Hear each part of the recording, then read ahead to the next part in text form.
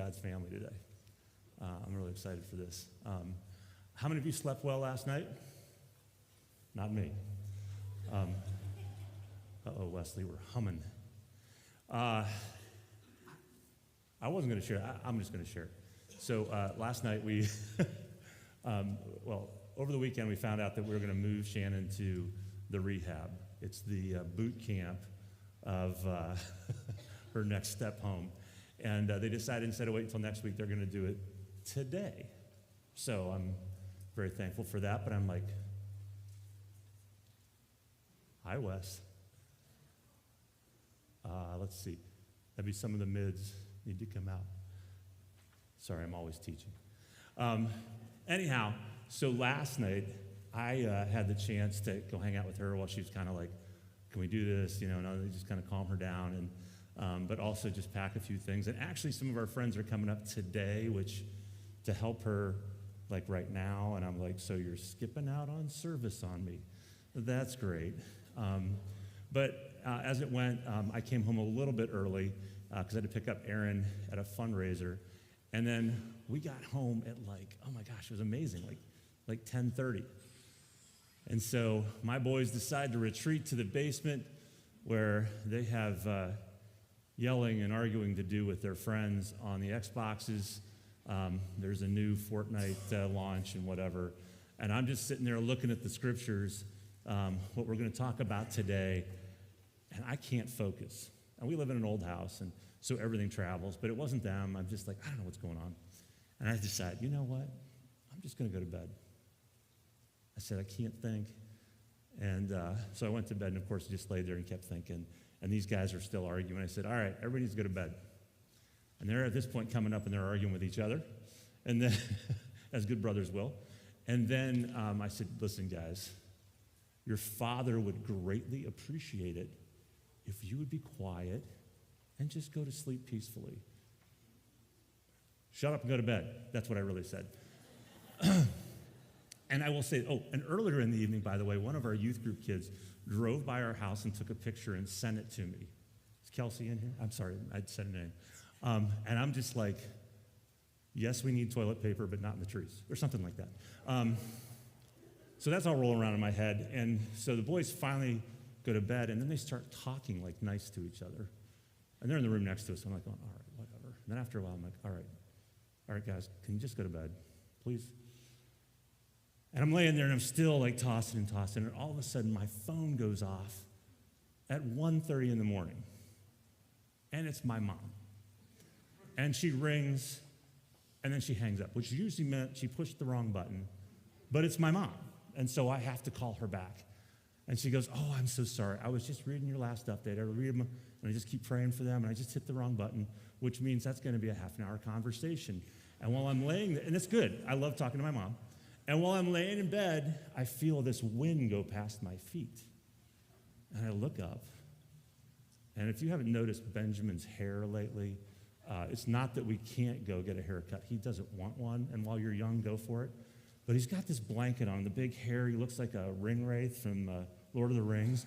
And he's at the end of the bed, and I'm just like, and I just start laughing. And I said, go to bed. So he sits on my bed while I'm talking to my mom. And so we're just kind of having this out, and we're whatever. And at this point, I just can't sleep. I really can't sleep. I said goodnight to my mom. I love you. Benjamin, go to bed. I said, I don't care whose bed, because I'm going to move to the couch, because I think change of venue, whatever, this is good.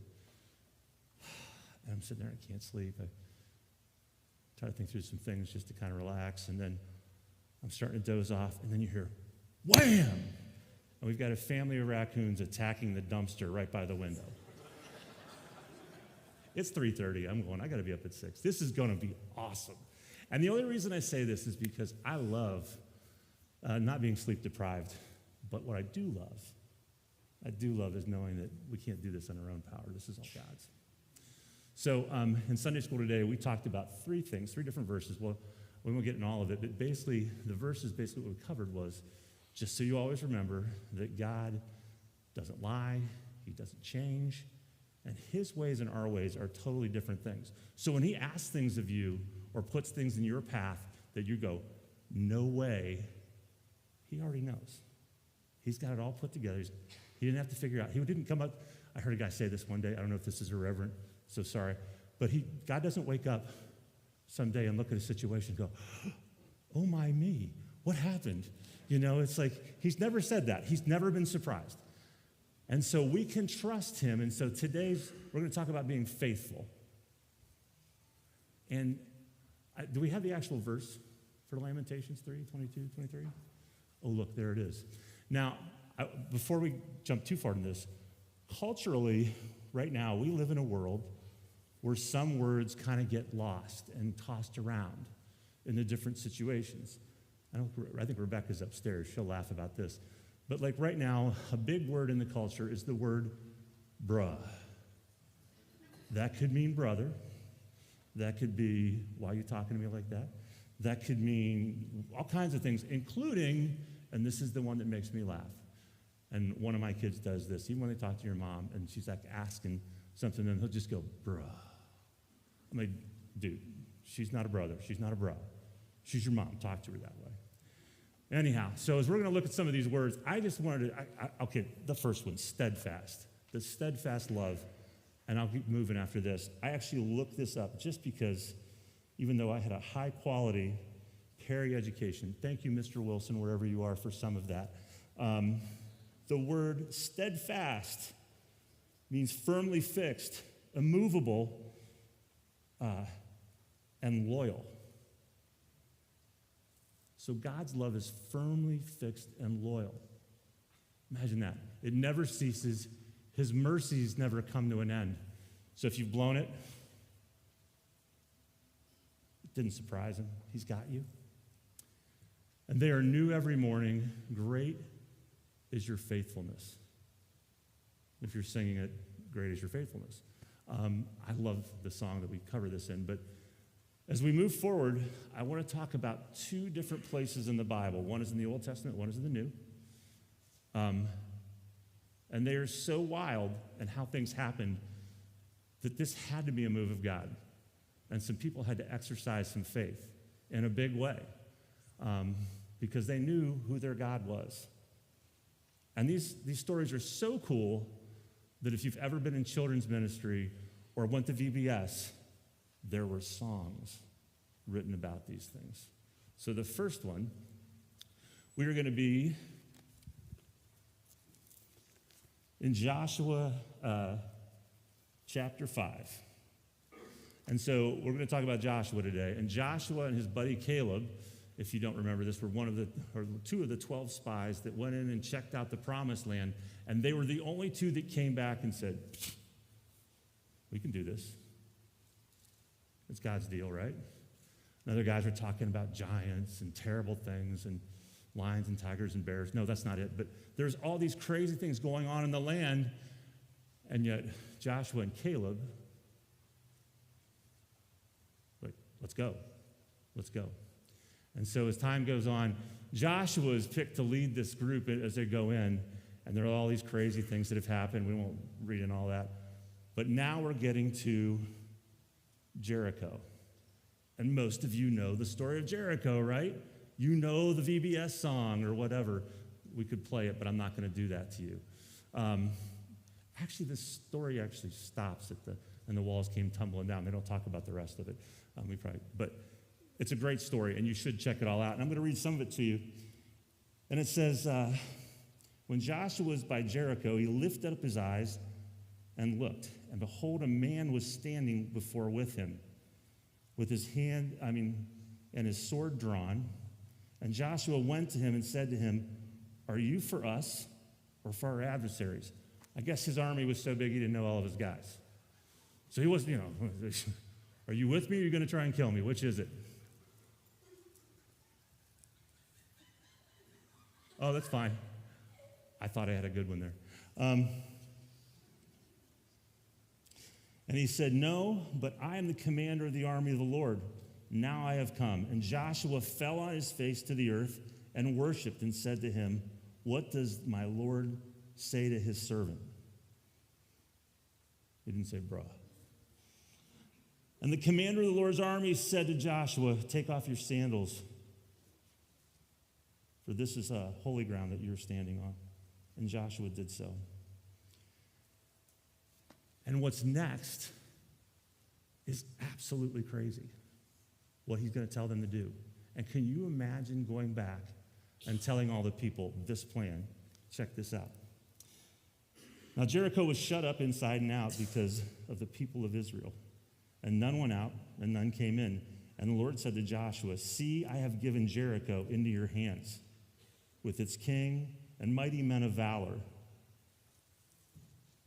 That's a faith step, right? Faithful. God's already said it, and I don't know what Joshua is thinking. He says, "You shall march around the city, all the men of war going around the city once. Thus you do it for 6 days. And 7 priests shall bear 7 trumpets of ram's horns before the ark." Nathan, marching band. Check it out. "And when they make a long blast with the ram's horn, and when you hear the sound of the trumpet, then all the people shall shout with a great shout, and the walls of the city shall fall down flat, and the people shall go up, and everyone straight before him." I mean, they took the Ark of the Covenant, they took all this stuff. Can you imagine going, "Hey guys, here's what we're going to do. We're going to go march around the town." Because some guys are probably looking at these walls going, "We've got to have ladders, we could use a tank." Well, they didn't have those. But whatever they could have. How about a catapult? I don't know if they had those yet either. And these guys are planning, and he's saying, "Hey, guess what? We're going to go march around the city for 6 days. We're going to make some noise, and then we're going to come back and camp. And then on the 7th day, we're going to go around 7 times. When that last note hits, we're all going to yell, and the walls are going to come down." Now, that takes a lot of faith to tell people, or you just believe in God, and you're like, "Let's go." And I don't know if everybody was on board, but what else are you going to do? It seemed like it was a pretty low impact deal. It was only like, I don't know, 4/10 of a mile around, maybe, not even half a mile. Well, let's go. And as it went just according to plan. And then the song ends for the VBS kids, and the walls came tumbling down. But it said this then, that the armies rushed up the hills and they took the city. And there are a bunch of different things they talk about here. And then it says the Lord said to Joshua, and his fame, the Lord said this, and was with Joshua, and his fame was in all the land. His fame was in all the land. Now, I don't know that Joshua cared about the fame. I think what was more important for Joshua is that people knew that he was doing his best to be faithful. I'm telling you, faithful goes a lot further than fame. Fame will leave you, it's fleeting. But faithful, I got more to tell you about faithful here in a little bit, but it's amazing.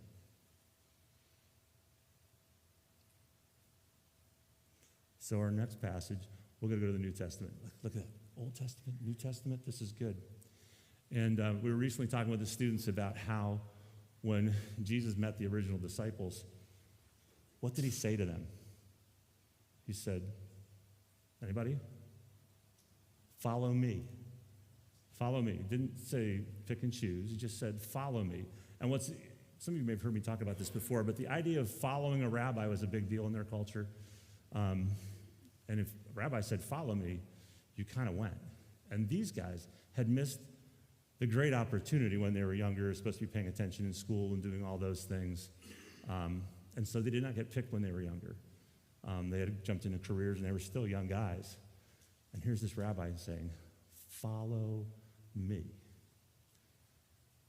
And I would like them to write more about the day in and day out stuff, the kind of, we're just hanging out, talking with Jesus, and wow, that was cool. But they write down always the big things, like turning water into wine, and, healing people, that's pretty cool. But for the next one, I want to talk about John's take on the feeding of the 5,000. And if you know this little story of the feeding of the 5,000, you know why I probably picked John, because there's a bonus character. And I always wondered about him. And it says this. And after this, Jesus went away to the other side of the Sea of Galilee, which is the Sea of Tiberias. And a large crowd was following him because they saw the signs that he was doing on the sick. And Jesus went up on the mountainside, and there he sat down with his disciples. And now the Passover, the feast of the Jews, was at hand. And lifting up his eyes, then and seeing the large crowd coming toward him, Jesus said, Philip, where are we to buy bread so that these people may eat? Do you ever feel that God is giving you a chance to do something, and then it's like, I don't know how we're going to do this? It's kind of one of those wild deals.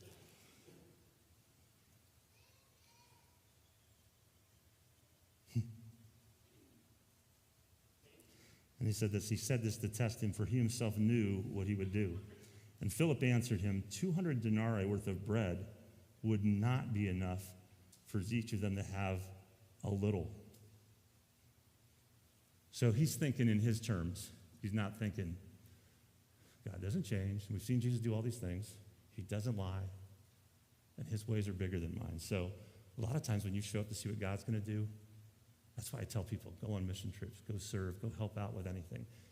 You know what? You get to see God show up and do crazy, awesome things. It says, one of his disciples, Andrew, Simon Peter's brother, said to him, there is a boy here who has 5 barley loaves and 2 fish, but what are they for so many? Now, I always wondered, how did he know this kid had it? Are the disciples just walking around saying, hey, kid, what you got in the bag? And kids were probably way more respectful and say, see, sir, bread from my mommy? You know, I mean, kids now would be like, none ya? What? None your business? And walk away? Or, it doesn't say, but my hope is, and just as my head would run wild with this when I was a kid, you know, as kids do, they kind of run where they want to sometimes. And so he was ahead of the crowd, and he's up there. He'd seen Jesus do some things, and he's hearing the disciples and Jesus talk, and it's almost like he's up there going, I got a bag. I don't know if that's the case, but I hope that's the case.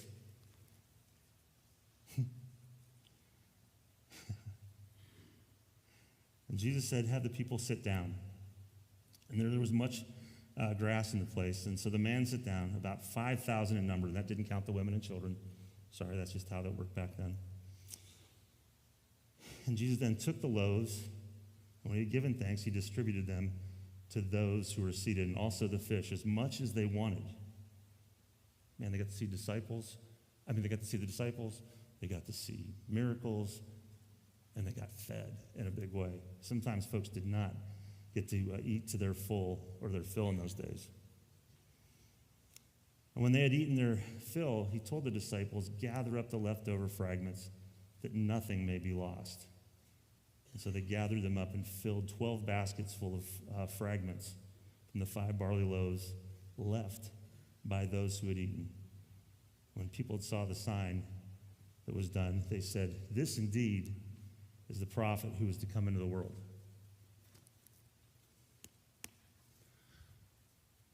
I don't know if you're one of the disciples, you're walking around some days, because, you weren't in the car playing Spotify, hanging out, waiting to get to the next place, but you're just walking around, and sometimes you're just talking about this stuff, and you're like, how'd I do that? He was just breaking off chunks, and it just kept coming. How'd that work? What was the math? How many times did he swap fish or bread? It was amazing. And so I don't know if they expected when they walked up to a new situation just saying, what's he going to do? Their faith was growing. They were being faithful just to expect that. But the one that intrigues me the most is, what did that kid think walking away? Because he obviously got to eat. And he got to be a part of that miracle. Do you think, I don't know if his parents were there, we don't know. Did he run home and say, yo, guess what I did today? And people were like, shut up, no way. And then the word got back. Man, how cool is that? Did that kid's life changed? I hope so. Faith was a big deal. I'm just going to share 2 more things. And one of them I don't know if I can get through, so just hang on. Recently, and it's sad news, but he's doing fine. But some of you know Phil Robertson, Duck Dynasty, and he recently passed away. And his story, I have not watched the movie, but I've heard him talk about it before, and I want to see the movie. So after things settle down for me a little bit, if you guys want to hang out and watch a movie, let me know. We'll chill out and see Phil's story. But at one point in the story, it was a pastor, but it could have been anybody, and took a chance. And this was over 50 years ago, this guy took a chance. And Phil's life is blowing up. His family is off because of the things that he'd done to them. And he's sitting in a bar. And a pastor decides he's going to go talk to him. Now, when I was a kid, and I hate to say that I can say I remember 50 years ago, if a pastor went to a bar, that was like, what? He's not supposed to go there, right? I mean, really. And it was like, and that's kind of how people acted. And this guy took a chance. He didn't care what people thought. And he went and shared Jesus with Phil. And Phil probably come to the end of it and said, and from that point, not only was his life changed, but his family. And look at the impact that he and his family have had. Just that one guy being bold enough to say, I don't care what the people think, I'm going to show up at this place. Now we don't think a whole lot about that because every restaurant's got a bar in it, but back then it was a big deal. Think about that. He showed up with his loaves and fishes and said, this is what I got. I know who God is. He doesn't lie. He doesn't change. His ways are bigger than mine. Here's the hard one for me, so just hang on. I have been blessed to know a lot of people from here. Some of you I don't know, so I'm sorry. Please come tell me your name and I'll forget it. I promise. It's not personal. It's a thing that I have. But if we have a conversation, I'll probably remember that forever. And I'll get your name eventually. But there are some people here who don't show up for fame. They just show up with their loaves and fishes and are just faithful and so much here. And it's not just the family here, but we have other parts of the family that, and sometimes, some of y'all have been very good to me lately, and I don't even know you. A lot of you know that my wife has been kind of going through it. And your faithfulness and just listening to God, and some of you may not have wanted to. I don't know. That guy, ugh. You know, whatever. But I have never been so overwhelmed with watching people just show up and take care of somebody. And this time it's us. Meals showed up. The ability to just run back and forth to Cleveland every day. All this stuff is going on. Bills are paid. Washer blew up. A washer showed up. It wasn't poof, but there was a plan. And it still worked out that I come and hang out with students and do the stuff that I needed to here. But I could never say enough thank yous to probably all of you in some level. Faithful. And what was really crazy about that, I got to recently go out to lunch with a guy who used to help with students in worship here a long time ago. And he just said, hey, can we have lunch? And I know a lot of people just wanted to help, stop and help us and take care of us, but just like that thing with Phil, those things can kind of go a long way. And so I'm on my way to go have lunch with this guy, and I was stirring on this whole quote of John Wesley. We won't get into that. It's a lot. You want to ask me about it later, I'm glad to talk about it. And all this stuff that's happened with her, I'm just like, there have been days that I've just gone up crying and freaking out, and other days it's like, here we go, what's next? And I'm sitting there, Lord, I don't understand. And this was like a week ago. And she's doing a lot better.